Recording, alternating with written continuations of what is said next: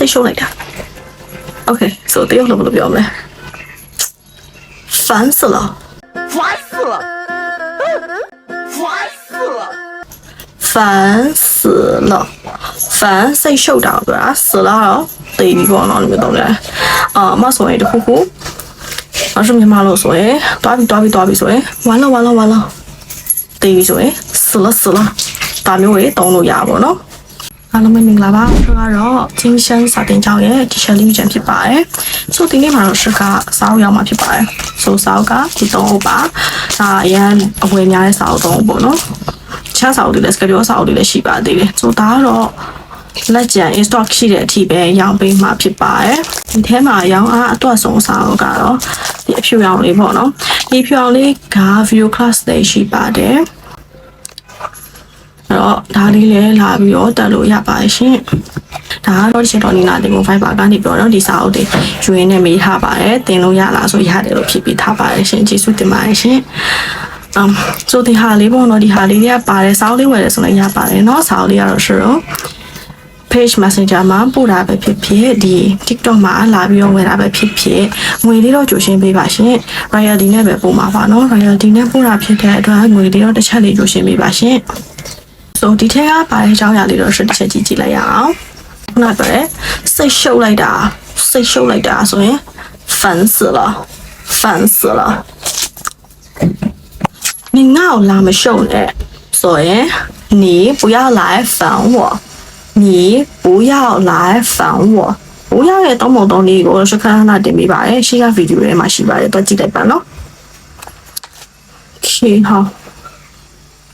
sorry ပါအနာပါတယ်ဆိုလို့ရှိရင်ကိုကညင်းချင်တဲ့အခါမျိုးမှာတုံးလို့ရတယ်ဒီစလုံးလေးက不好意思တချို့နေရာတွေမှာပြောတာစကားအရင်ပြောတာမြန်တာဖြစ်တဲ့အတွက်不好意思အဲ့လိုမျိုးပဲစဆိုတဲ့နေကိုအဲ့လိုပဲကြားလိုက်မယ်ပေါ့နော်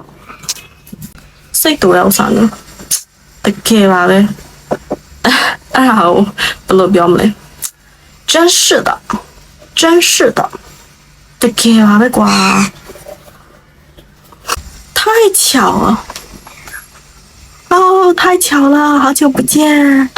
ဒါကိုလည်းမတွေ့ရတငယ်ချင်းတွေ့ရကြလို့ရှင်မတွေ့ရကြပြီနော်တိုက်ဆိုင်လိုက်တာနင်းနဲ့ငါနဲ့ဒီမှာလာတွေ့နေရတယ်လို့太巧了 OK so 这里呢我们要注意的是什么是ဒီမှာ七熬巧等等呢吃熬炒等等呢ကိုတစ်ချက် Q ဆိုင်ပေးပါ太吵了လို့ပြောရင်ဘာဖြစ်သွားမလဲ素年လိုက်တာ你不要吵了，烦死了，吵死了素年都抵到没အဲ့လိုမျိုးတော့ရတယ်ဆိုရင်太巧了တိုက်ဆိုင်လိုက်တာ太吵了ဒါ素年တော့နေဆိုအတိတ်ပဲမတူဘူးနော်下一个ဘာပဲဖြစ်ဖြစ်ရတယ်ကိစ္စမရှိဘူး无所谓ငါနဲ့ပတ်သက်မှုမရှိဘူး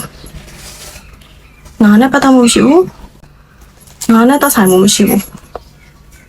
与我无关啊的前脑系列与我无关走不了的信息吧So 今天的就到这儿是第一个然后နည်းနည်းလေးပဲ share လုပ်ပေးပါမယ် So ဒီစာအုပ်လေးကို video class ပဲတက်ရှင်တာဖြစ်ဖြစ်စာအုပ်ဝင်ရှင်တာပဲဖြစ်ဖြစ်အရှက်ကောင်မလာပြောပြီးလို့ရပါတယ်ရှင်ကြည့်ရှုအားပေးမှုတဲ့ကျေးဇူးများတင်ပါတယ်နော် So နောက်ချိန်မှာတွေ့ကြမယ်再见拜拜你是我的 baby。